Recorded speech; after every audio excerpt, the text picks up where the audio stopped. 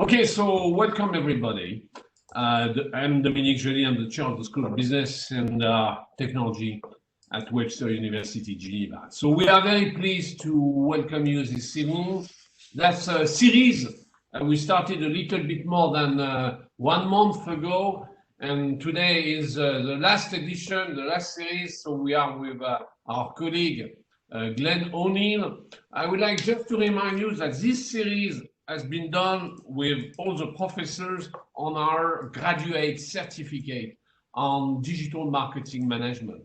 So we had a presentation from Edward Boone, we had a presentation from Nicoletta Jacobacci, we had a presentation from Kaveh Salamatian, and we had also a presentation from Professor Jagodinska, who is also the person who is in charge of this program. So today, for this final presentation, we have the chance to be with Professor Glenn O'Neill. So Professor Glenn O'Neill is a member of our faculty. He's teaching at Webster University, Geneva, but this is not the only thing he's doing. I mean, he has also his own consultancy company, and in this company, he's giving advice to organizations on how they should do their communication.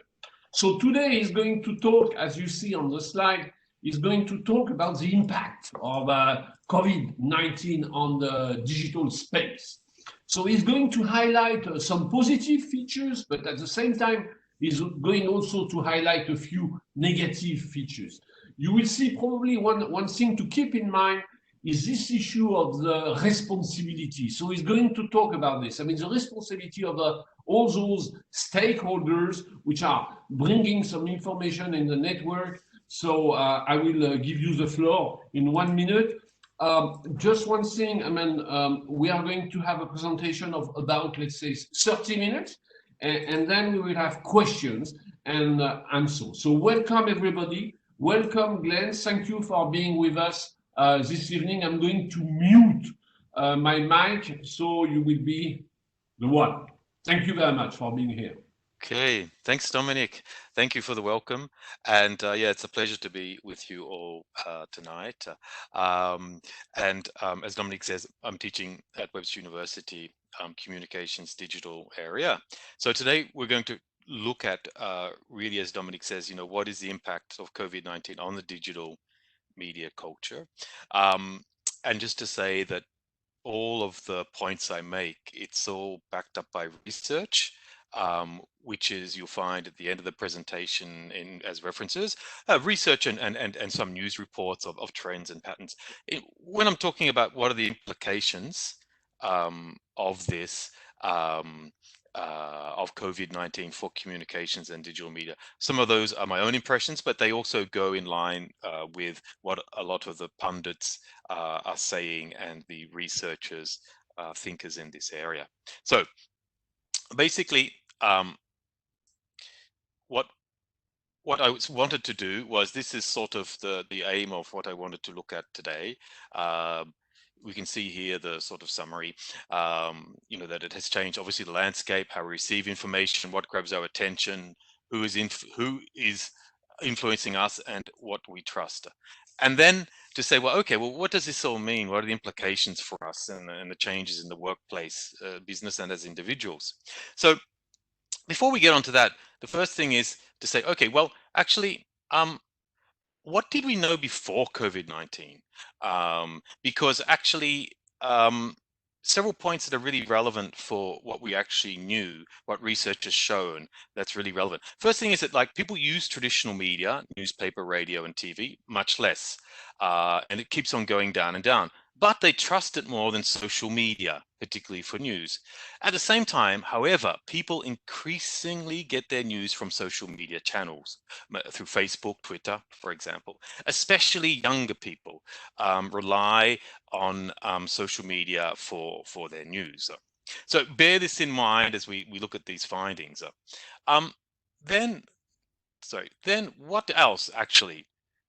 So also, the other thing that's important, sorry, I'm just going through that, is that actually social media acts as an echo chamber. So this has been proven by by research that basically social media actually reinforces a person's existing views. So the way social media is set up and the algorithms are set up is that basically we see news items that are in favor of our position. So if we have a right-wing point of view, we will see right-wing articles. So it basically reinforces our existing views. It doesn't necessarily open us up to new views. And this is also important in the situation of COVID.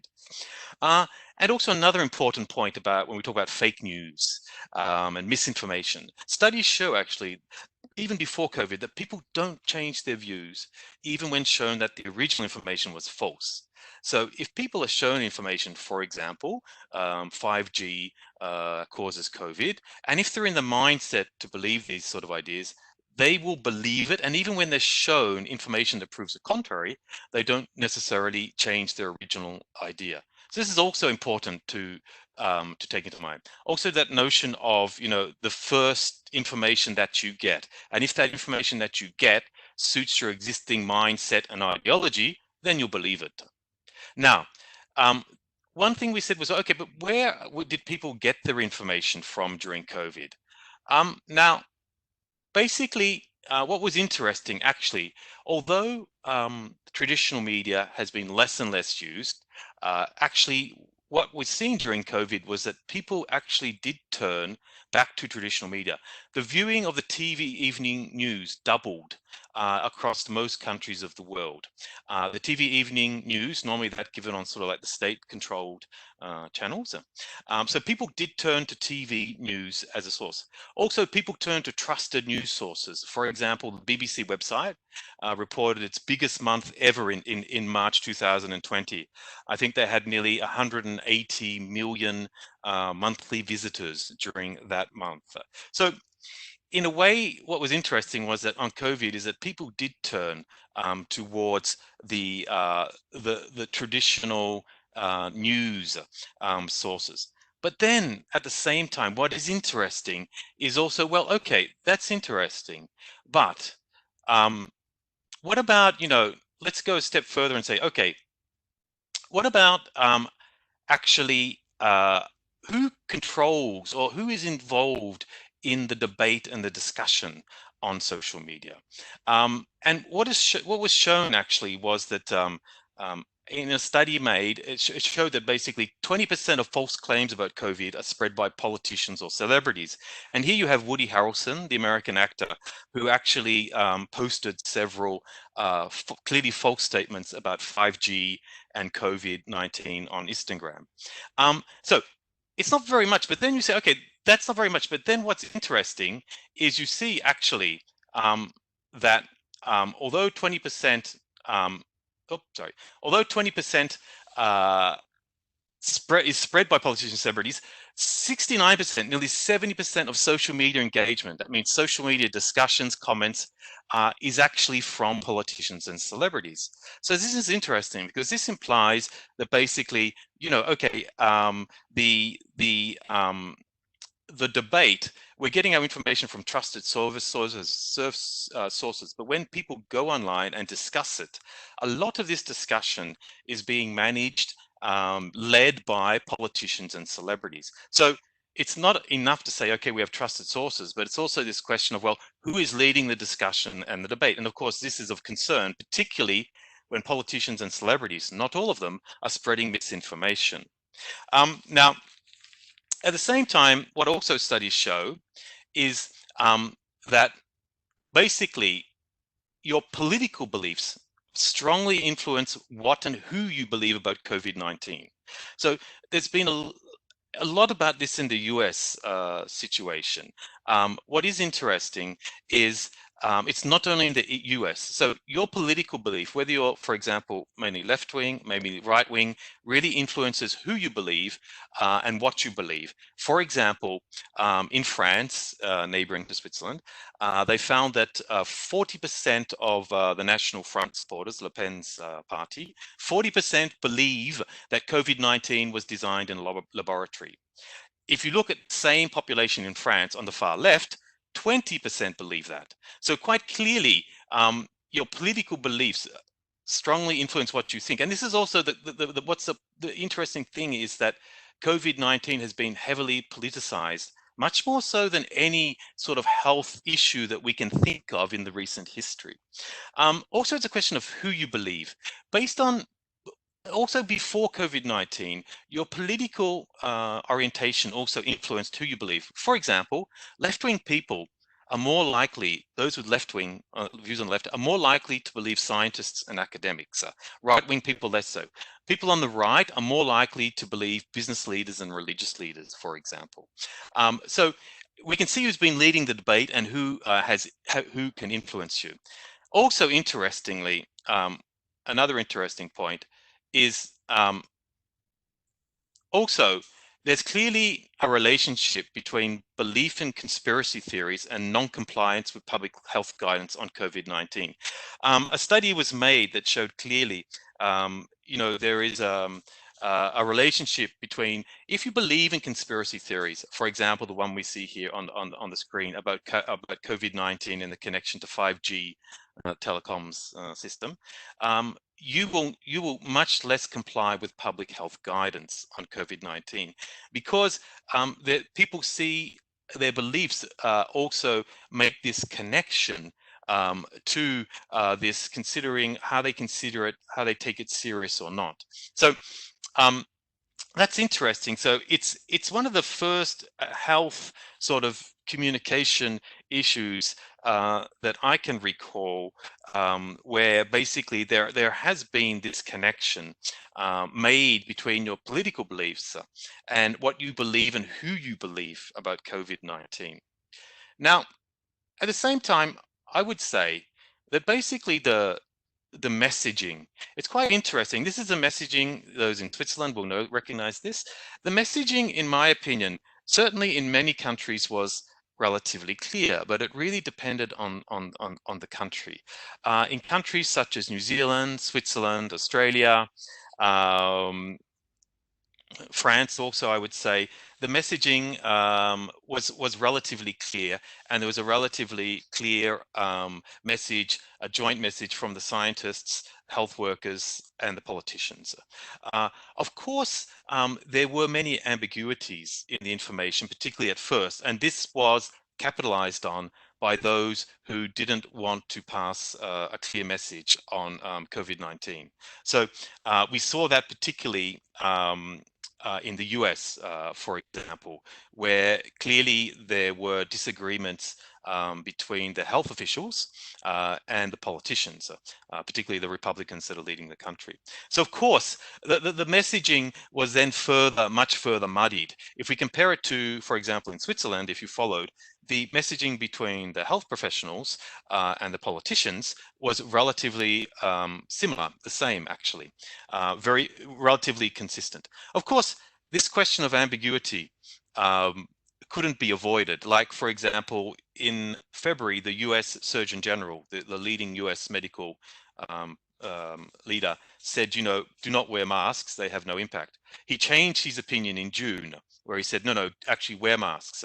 That this wasn't his fault, because the research and medical evidence was not strong in February as it was in June. So clearly, politicians, celebrities, influencers took advantage of this ambiguity in what we knew about COVID-19 and basically muddied the water, and basically in some countries took it away from the hands of the health professionals, which in my opinion, and I think many communicators would agree, was basically an unfortunate mistake, and we can see what's happening in countries. Also, it has been said that where the messaging was relatively clear on the political side, these were mainly women leaders. For example, New Zealand, Finland were said as good examples. I think South Korea, also Taiwan. It's maybe not a coincidence that the two countries that are managing the communications and the response very badly are led by macho men, Brazil and the USA. Clear examples. So if we look at that and say, okay, from that point of the messaging, messaging is one point, but then really sort of what does grab our attention? And of course, this is where the question of images can be very important. So images have played an important role in basically communicating about what has been an invisible enemy, taking the quote from one of Francesco's students who said, you know, it's very hard to communicate this invisible enemy.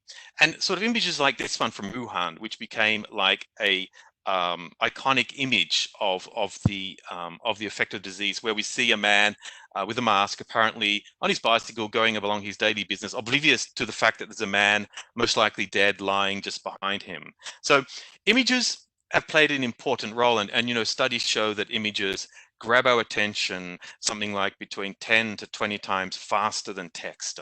So of course, that's why images have played an important role in communicating about COVID.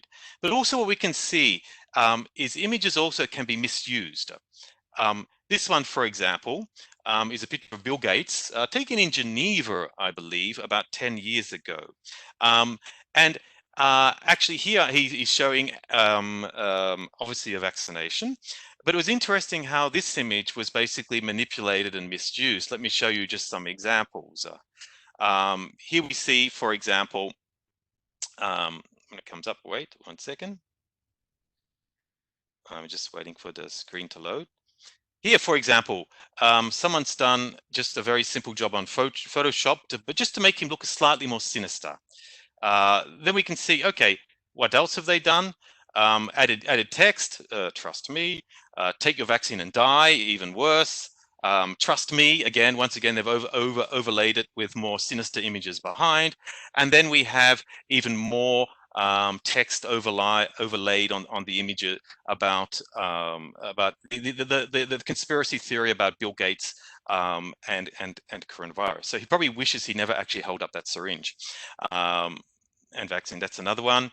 So people making this connection. So once again, what's interesting is also that notion of, you know, well, okay, who is putting this information out there, and who is first to put the information out there often has an advantage. Also, what studies show actually is that these sort of conspiracy theorists, for example, anti-vaccinations, are much better at basically promulgating their message than people who are trying to counter it. So those who are actually pushing these conspiracy theories are simply, it's been proven in studies, are much better at communicating and spreading their message across social media. Those trying to counter them are less stronger in their ability to do so. So it's an interesting point. Now, if we look at that and say, well, okay, you know, what has been the sort of, you know, the implications so far? The first thing of what's happened in terms of, and I don't mean implications, I mean really implications from the perspective of communications and digital media. I don't speak about implications in general for the economy or society, not in most situations, but some of these there's a link. First, the first point is there's certainly been a pressure for social media to adopt a gatekeeper role that traditional media has. I mean, traditional media, a newspaper or television, wouldn't publish something without checking it factually. Social media never did that. Social media was basically like a platform, so anyone could publish what they wanted within the spirit of common decency. If it was not illegal, the platforms would let it through. Therefore, people could publish false truths, rumors, etc. Now, what has happened is that COVID-19 has pushed and pressured social media to actually, these platforms to actually take on a bit of a gatekeeper role, more so than they've been doing. The example being, for example, Twitter, where they put a warning label on some of the tweets of President Trump to say this was false or misleading information. Interestingly, Facebook largely refused to do that, and you know, had maintained the messages and videos, etc., that were potentially misleading or untrue. So there is a pressure, and this has certainly, you know, accelerated this pressure on this social media to recognize that they're not just simply a neutral platform. They actually have a role to play, and a responsibility, or importantly. Also, what's also I heard today in a conference on communications is that the point was made that actually many organizations in the way they communicate have returned to using their own media they control, so their own website, their own newsletters, rather than going out there on social media, because social media has become so polarized. Many of the organizations, governments, companies, non-profit organizations are scared, worried that they'll be somehow drawn into a debate, whether that be COVID-19 or also more recently with Black Lives Matter. So organizations have to be very careful about their use and role on social media, much more than they were, for example, 6 months ago. Also, what's interesting is that we have started to realize actually the potentially harmful effects of the algorithms and internet software. And what do I mean by that? I mean that, for example, is that Facebook, the way it's set up is basically it pushes you content that is much more controversial, polarizing, to get a reaction from you. So you will react, you will write a comment, you will send it, or say something. So this then generates ad revenue for them because you're more active on the platform. At the same time, particularly with the Black Lives Matter, it's shown that actually these algorithms are not neutral. These algorithms actually are biased and can be even racist and sexist, for example. The case being, for example, that the algorithms that display ads when you go online have been shown that for from people from minorities, they will see less ads about houses for sale than white people. For example, people from minorities will be shown more ads for domestic work cleaners than white people, for example. So we're starting to recognize that these for algorithms and internet software is not actually neutral. They actually have ingrained sort of biases in them by the people that created them. There's a very good book actually on this. It's this one. It's called, if you can see it, it's called Weapons of Math Destruction by Cathy O'Neill. No relation.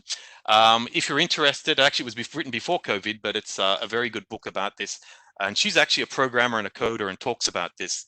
Also how this whole algorithms also, particularly in the US, how, for example, when you fill out an application for a bank, when you do a test in a school, when you're up for parole in prison, how all these algorithms are actually biased based often on your gender and your race. There's also been, more on the positive side perhaps, there's been that leapfrog towards interpersonal and workplace virtual communication. So we're all doing this now.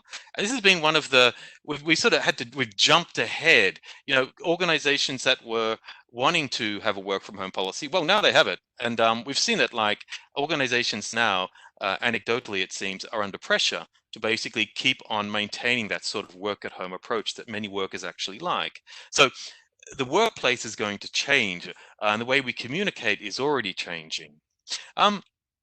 Also, interestingly, another point is the growth of the smart versus the surveillance society. So some critics have said, you know, this whole COVID with the downloading of apps on our phone, the necessary to register, has actually increased the surveillance of us in many countries. And we can particularly think of that in countries that have more totalitarian regimes. The question has been asked as to how they are taking advantage of this situation. Also, it's interesting because it versus that notion of the smart society, of the smart home, the smart city, for example, where lights, street lights turn on automatically, where street lights, rubbish bins send a message through an internet connection to tell them that they're full. Well, I just heard on the news today that in the US, the smart street lights in California are being used for, they have cameras in them, and they're being used for facial recognitions of crowds that are protesting on the streets. So this notion of smart versus surveillance is interesting. Also, that question of how is our data being collected and how is it used? And there's also a very good book, a very thick book called this one, if you're interested. It came out before COVID, and it's called The Age of Surveillance Capitalism by Shohasha Zuboff. It's a very thick one, but I did read it. But it's all very interesting because what she tells about is basically how our data, how organizations like Facebook, LinkedIn, Instagram, Twitter, Google, how Amazon, how they actually make their money by basically taking our data and selling it onto third parties that we agree to somewhere along the way. And the point is that has COVID actually accelerated this too? Points for thinking about. Also, I was on a webinar today, and there was Professor McNamara, who's a professor in communications from Australia, and he was saying that like COVID has accelerated the collapse of organizational communications as we know it, and that's why I put a question mark. So organizational communications as we know it was the notion that organizations communicate with audiences to establish relationships, to try and build up trust, therefore to influence them, their purchase, to their appreciation of an organization, if it's a government or if it's a non-profit, for example, to get their loyalty. And what he was saying was, in fact, this is largely starting to deteriorate as organizations have found that they have to fight mistrust, misinformation. So that notion of building relationships has been challenged, or rather broken by COVID-19. Now, so just to say, well, what does this sort of imply? And this is sort of like my last point I would make in terms of like, well, what does it imply, and what does it mean for us as individuals? And what do I think? And this is more in my own thoughts coming to play, although I would say that some people would agree with me. I think the first thing is, and this also, when Professor McNamara was speaking today, he said exactly the same thing, and I had written this before I heard him speak, but he said the same thing as me, in that he says, we have to check and verify information. So what they call media literacy, our ability to look at media and understand who is a source, and where is it coming from? We need to basically ensure we can do that. For example, on Facebook, often you'll see a post, and sometimes we don't even look at the source. Like I've seen that before, and I'll be reading thinking, oh, okay, interesting news about Syria. But for me, it seems very strange. And then I look at the source, it says Sputnik News. Sputnik News has been recognized as a propaganda arm of the Russian government. But you wouldn't know that. It looks like a normal press feed in your Facebook. So that's an example we should be doing. And also being responsible, as we're all communicators. If we're forwarding information to other people, then we should be really, be assured of what we're sending to other people. And you can see that, particularly with COVID-19, where people were sending messages. I got several on my phone of this famous text message saying I was just in the hospital and da-da-da-da. I was in the hospital in Morges, and then I got the same message. I was in the hospital in Lyon. So, thinking, okay, interesting. And then I heard the same message was translated into English in other markets. So, let's be responsible. The same thing is that, and Professor McNamara also agreed with me, is that we should support media that we trust. In that, if you are looking at a media, then use the media that you trust. If there is a media that you want to support with payment, for example, those that sit behind paywalls, whether that's the Financial Times, The Guardian, Le Monde, then yeah, please do support it, because the only way that we are going to get good investigative journalists if we, the readers, pay for it as we used to. And that works. The Guardian basically, more on the left wing, basically is supported largely by users.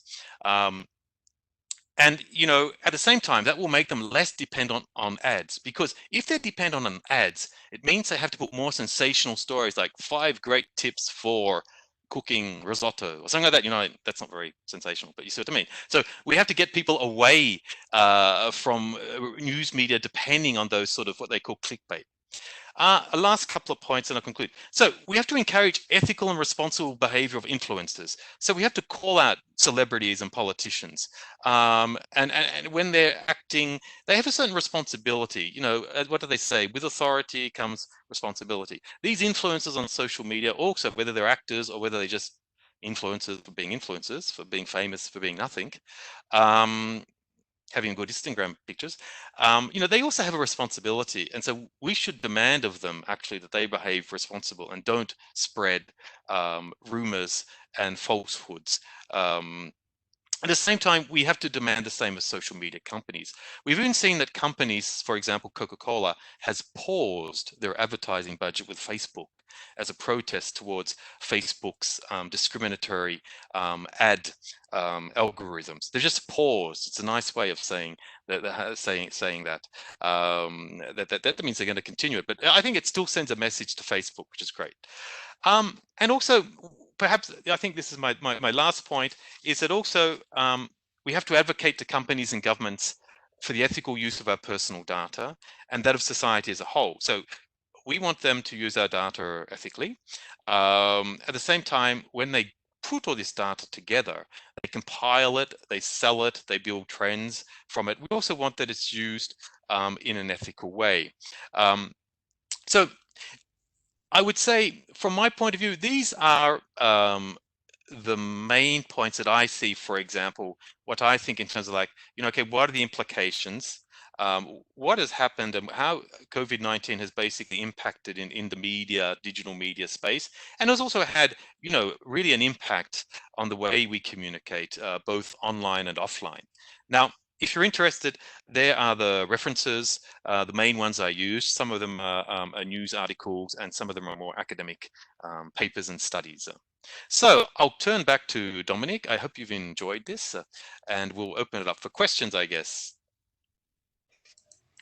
Yes, thank you. Thank you very much. Yes, for sure, it was interesting. Enlightening, like the street light you were talking about. Yes. So thank you for those explanations.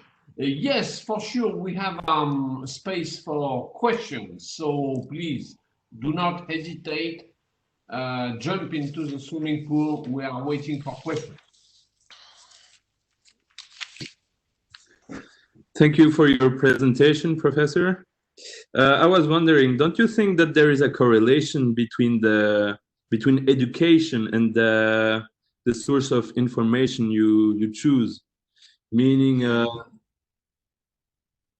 I'm not sure that people with higher education will get their information from Twitter, from celebrities on Twitter and so on. Don't you think there is a correlation? Yeah, no, I think it's a good point. I think studies have shown that, yes, people with less information will be more susceptible to news, which is, which is from dubious sources.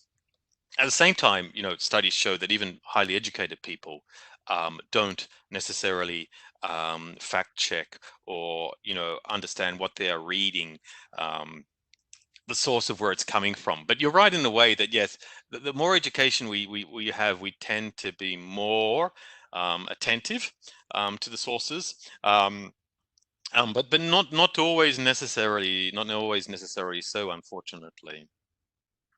Okay, thank you very much. Thank you, Mo. I had another question. Go ahead. Yes.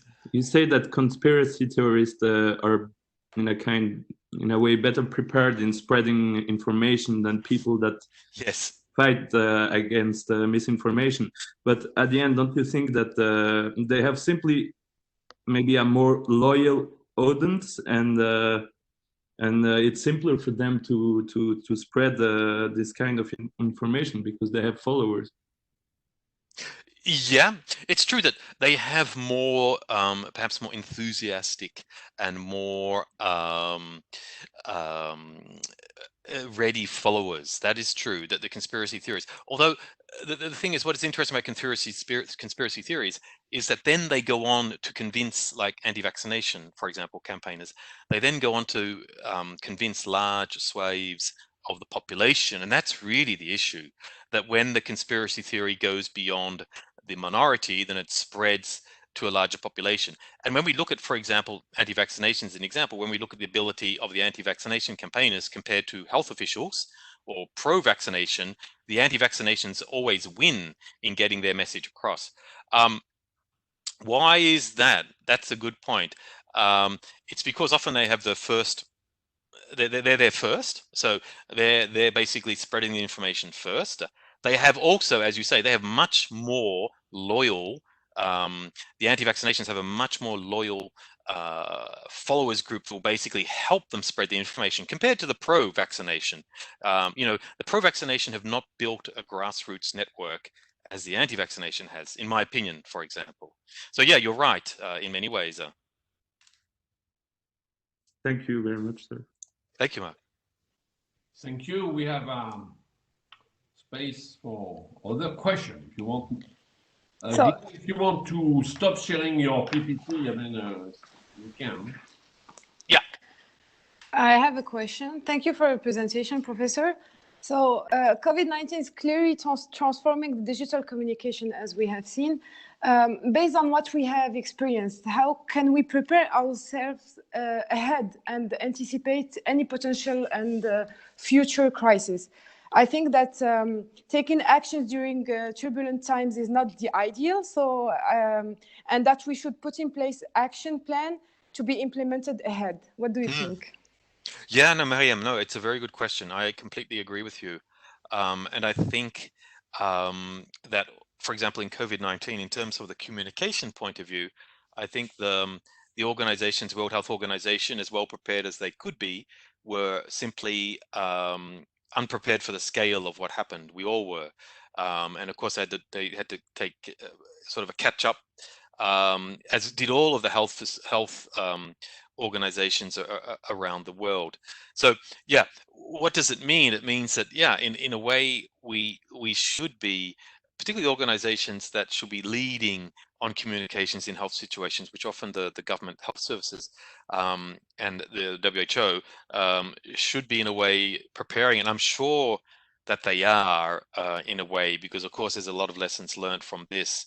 At the same time, us as individuals, yes, what can we do? Certainly, I think what we have to do is be more aware of the possibility that misinformation will come our way. I mean, studies show that, you know, most people are aware that there is misinformation and false news out there.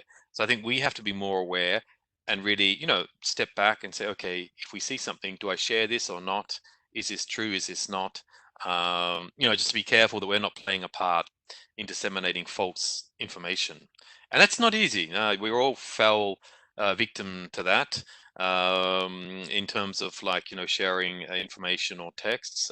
Because a lot of information was confusing at first. Now it's more clearer. But no, I think it's a good point. We all have to think about how we can prepare better for the future. Thank you. Thanks. Any other question?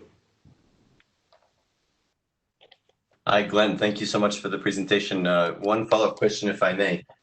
Early in the presentation, I started to think about some of the aspects of crisis management that brands very often deal with, companies and agencies. You know, in the crisis, when something breaks in the news before they have a chance to even to gather information internally, it's already out in the press and so on.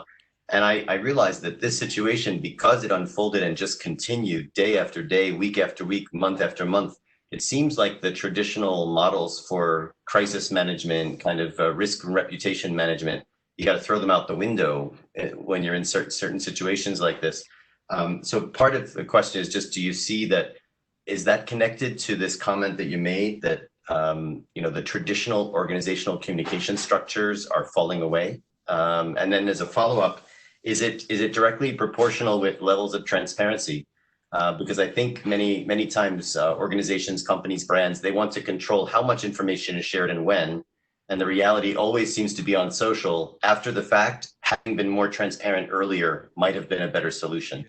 Yeah, no, exactly. No, good question, Roy. I think the notion, as you know, of crisis communications is that, yeah, you should communicate often, transparently, and be the first, sort of, if you can, to sort of try and not control, but try and lead the message from the organizational point of view.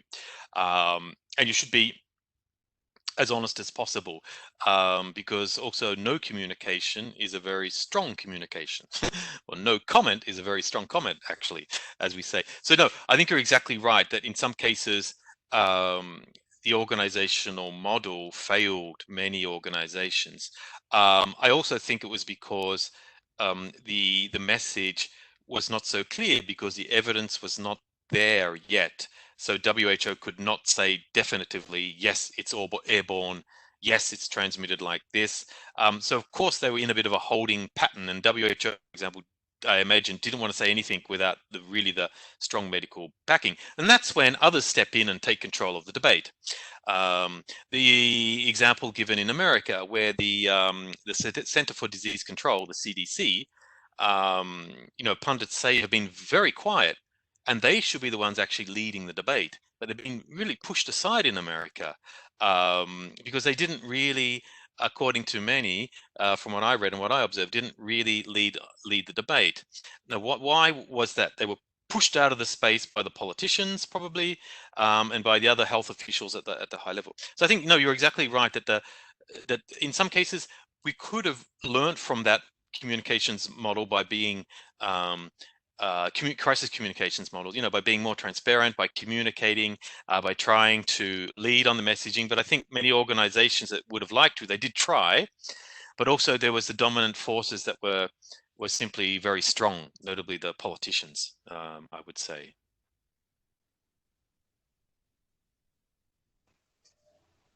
Thank you. Any other question?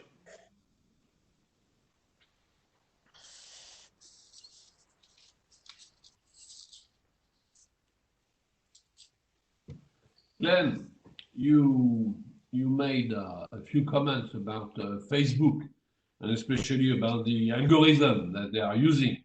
Mm-hmm. According to you, is trying to exacerbate differences. And I was thinking about the other model, which is the model of Wikipedia, and I like very much the concept. The idea that if you are going to put something totally stupid on Wikipedia, it will take, I don't know, maybe 10 minutes, 15 minutes to be modified by the collectivity, okay? So I like very much this idea of everybody being able, everybody who knows, okay, being able to control the information which is disseminated. So I understand that for Wikipedia, the knowledge is relatively stable, okay? But I'm just wondering, can we have something similar to Wikipedia? Hello, Ron, welcome. Can we have something similar to Wikipedia for the news, okay? You are a specialist of media. You see my point? So yes, kind of control over the data which is published by the collectivity. Yeah, no, I think it's an interesting point, because it's worth considering, because basically what Facebook is doing for us is basically they are curating what we see with algorithms. So what we see, like you probably realize on Facebook, it's very weird. Like you see stuff from some friends and not from others. You see stuff on some news and not from other news. So it's very interesting as to why is it happening, and that's the algorithms that are behind doing that on purpose, all with the notion that basically they're wanting you to click through on the ads on the pages, because that's where they make all their money from. Aside from selling our data onto third parties, that's another way they make money, as I mentioned. So I think it's worthwhile. I think the challenge with models like Wikipedia is that studies show the Wikipedia model is interesting, but also at the same time, it's really interesting to see, well, who is controlling and who is really editing, taking the time to edit Wikipedia. And there's all sorts of theories and studies, but certainly there is certain biases, certainly towards, white male citizens doing this sort of work. The percentage of women using or editing Wikipedia is extremely low, apparently, and also from minorities. So it has this bias in it, which would also see if it's used for a sort of a news platform. Also, Wikipedia, sets itself as a sort of a more of an encyclopedia, a reference source, whereas news is, of course, immediate, and then it disappears in a way, although it's archived somewhere. So it has that sort of notion of temporary notion. So yeah, there is certainly good points there to think about, I think. Okay, thank you. Any other question from the audience?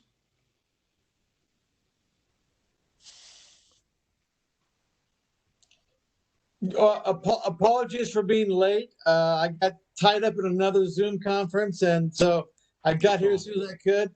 I won't ask any questions because I don't know what you're talking about. Yeah. I'm sure it was good and interesting, and count me in.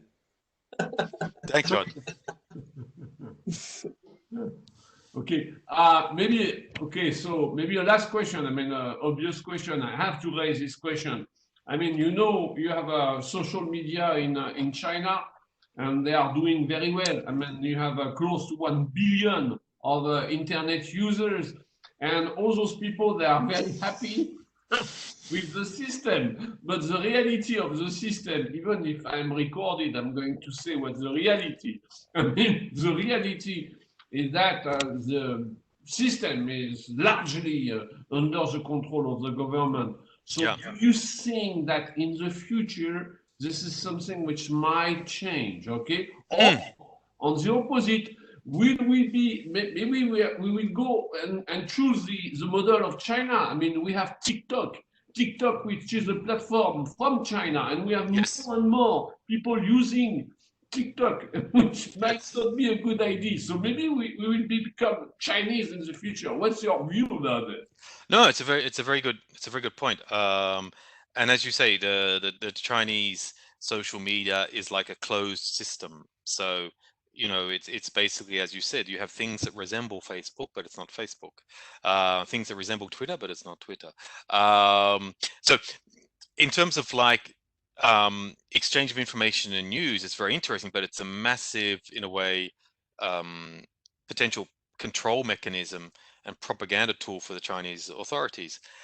We've seen ways that people have got around that by, you know, using codes or references to various events that seem silly to anyone, but then the Chinese authorities, and they have hundreds of, I think thousands of people working on censorship, they quickly hatch onto this reference to seemingly pointless thing actually has a political or cultural significance, and that's very interesting. And so, yeah, so people will continue to do that. Now, the Chinese government is doing, I think, what it can to keep that closed circuit.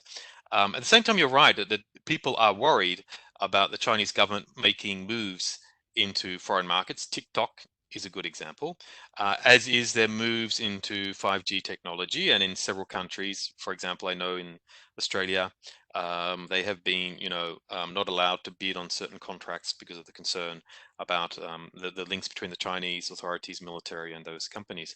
And we can see the arrest of the Chinese telecoms executive in Canada. So you have all these cases that point towards, yes, the extension of the Chinese model outside of China. And also we know that some regimes, governments like China, whether it's Russia, are also trying to influence the non Chinese and non-Russian social media, you know, on Facebook and Twitter, for example. And that's also an interesting phenomena, where in China you can't have access to Facebook, but the Chinese are heavily involved in trying to influence Facebook and the use on Facebook, and that's very interesting. So I think what will happen? Yeah, I don't know. I think there's certainly a pushback in democracies to any sort of control over social media. But, you know, what's interesting about social media and the internet is that, like, for example, several years ago, the internet crashed in, I remember, in East Africa, because the internet travels to Africa on an underground cable, and that cable was hit by a ship. So we often think that the internet is up there and whatever, but it's not. Any country can actually shut down access to the internet in their country. You know, it's not like it's in a cloud. There is no cloud. The cloud is a group of computers sitting in the US or elsewhere. So it's like we think of this. So it's very interesting. Like, governments, if they want to control the internet, they can. Look at recently, where was it? In India, where the government cut off internet access in the province of Kashmir, for example. So they can do that. Governments can do that. So this is the fear, that any government actually could just stop the internet access. And you read about that all the time, particularly when there's unrest and protests, that governments say, okay, we've shut off the internet. An example of Kashmir, it was shut down, I think, for several weeks. Also the telecommunications network. So we have to be aware that, yes, it's happening in China, but also it could happen in other countries, and it is happening in other countries. It's a long answer, but yeah, it's an interesting one, huh? Okay, thank you for those comments. Okay, if you have still a question, I mean, it's now. Otherwise, we let you free all to go to the plage. Or... Okay, so thank you very much, Glenn. I mean, it was really interesting.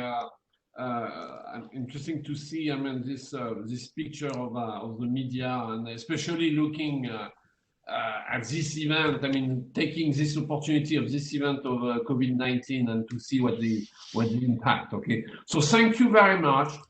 All of you have a wonderful evening and enjoy the summer. And we will be back at the end of August. Okay. All the best to all of you. Thank you, everyone. Good job. Thank you. Bye. Bye.